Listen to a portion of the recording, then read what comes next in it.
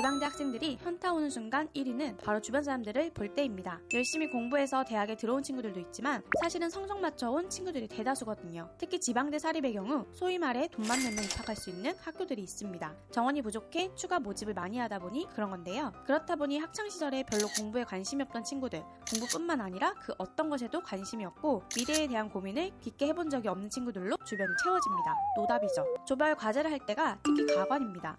학과마다 다르지만 지방대에서는 대부분 무임승 차려는 친구들이 많고 다들 과제를 열심히 할 의욕이 없어요. 왜냐면 그 친구들은 대학에 놀러 온 거니까요. 보통 그중 한 명은 열심히 하고 나머지는 숟가락을 올리게 되는데요. 이러다 보면 정상적인 친구들은 하나둘 학교를 떠나가게 되고 결국 무기력한 분위기가 학교를 지배하게 되는 거죠.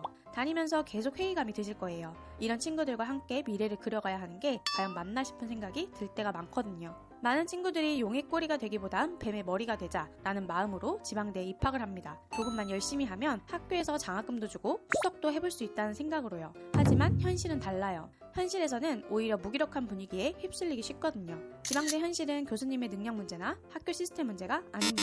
학업 분위기 자체가 엉망이라 아무리 노력해도 뭔가 한계가 있다는 느낌을 계속 받을 거예요. 그렇게 4년 동안 비싼 등록금을 내면서 졸업하고 나면 두 번째 현실을 마주하게 됩니다. 바로 취업의 문에서 말이죠. 취업 준비할 때 서류 전형에서 지방대 출신이란 이유로 걸러지곤 합니다.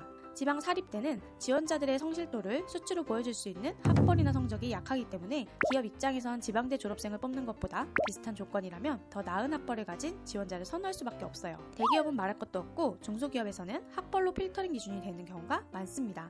특히 지방대 문과 학생은 더 어려운 상황이에요. 지방에서는 인문계 일자리 자체가 많이 없거든요. 공대 쪽이면 지역 할당제 제도를 활용하면 취업 기회가 열려있지만 지방대 문과 출신이 서울로 취업하기는 정말 어렵죠.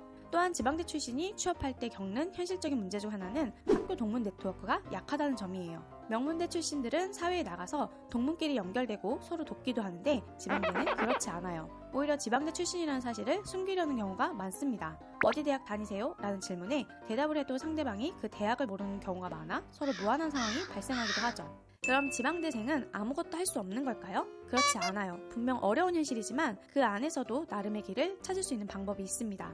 성적이 우수한 학생들에게 장학금과 교류 프로그램, 해외 연수 등 기회가 열려있고 조별과제나 팀 프로젝트를 할 때도 최대한 책임감을 갖고 임하면 교수님이 단독 지도를 해주거나 취업할 때 추천서를 써주는 등의 도움을 받을 수 있어요. 물론 수도권 대기업 취업은 쉽지 않지만 지방에서 안정적인 직장을 얻고 지역에 뿌리내리는 것도 한 가지 방법이 될 수 있죠. 그래서 지방대에 지원할 때는 본인이 지방에서 정착할 계획이 있는지, 그 대학에서 원하는 학문을 충분히 배울 수 있는지 등을 잘 따져보는 것도 중요해요. 만약 지방대에서 어느 정도 적응했지만 더 나은 기회를 얻고 싶다면 편입을 통해 출신 대학을 바꾸는 방법도 있습니다. 편입은 정보가 많지 않아 도전을 못 해볼 뿐 생각보다 학벌을 올릴 수 있는 가장 쉬운 방법이에요. 전 과목을 다시 공부해야 하는 치열한 수능보다 토익이나 영어, 수학만 집중적으로 공부한다면 학교의 길이 생각보다 넓다고 느낄 겁니다. 편입에 대한 궁금한 점이 있다면 상단에 있는 버튼을 클릭해주세요. 마지막으로 지금 지방대를 다니고 있는 현실에 만족하시나요?